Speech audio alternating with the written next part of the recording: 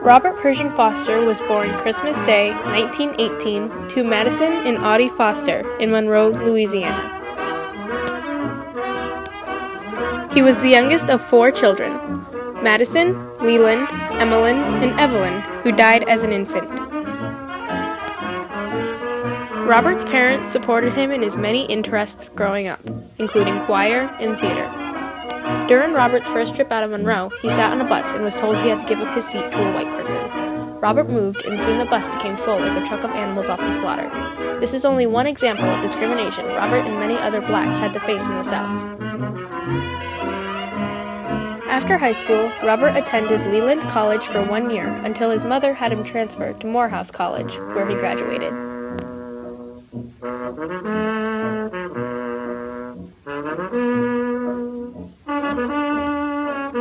During his studies, he met Alice Clement and fell in love with her. He would go on to marry her and have 2 daughters.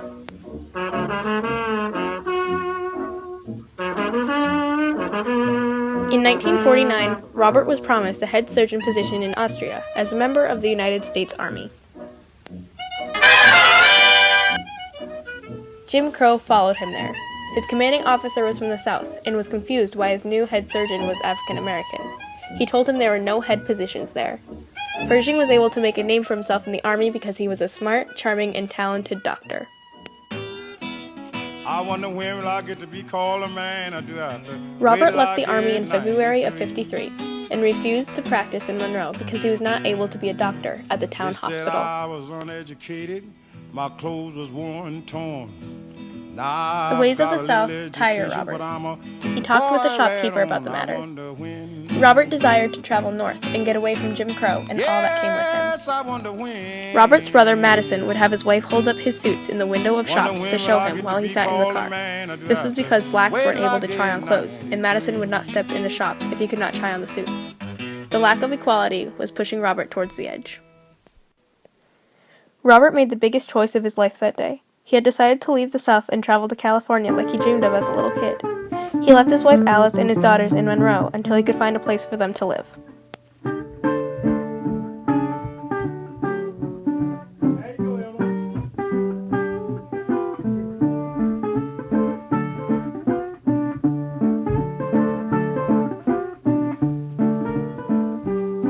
Robert traveled through Texas, where he would pay a visit to Dr. Biel, an old friend from medical school.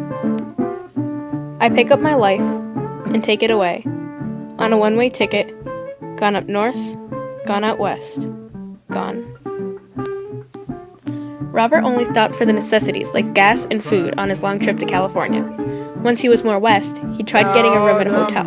They told him there was no space, even though the sign stated otherwise. As he drove on, the vacancy lights never changed. It's great to be a problem just like me, to have the world inquiring and asking what you be. Robert made multiple attempts on his journey to get a room. One woman might have given it to him, but had to discuss it with her husband first.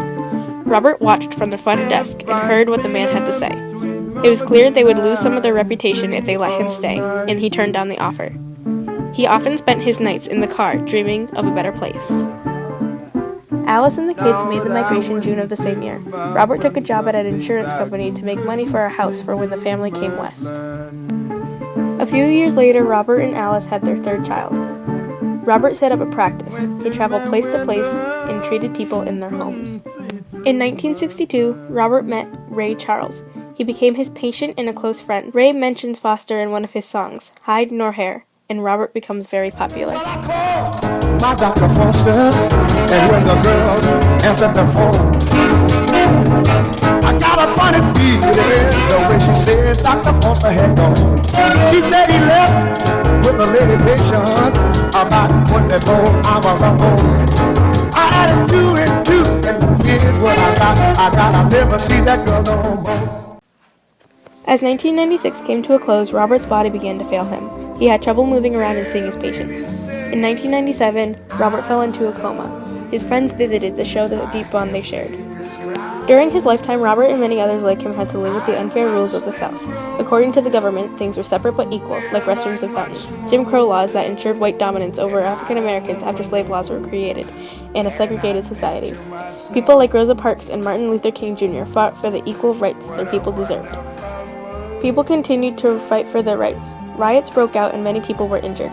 Like those who migrated away from the South, Robert longed to be treated fairly, and not to be discriminated against just because he had a different skin color. Those who migrated brought with them a different culture and a new hope.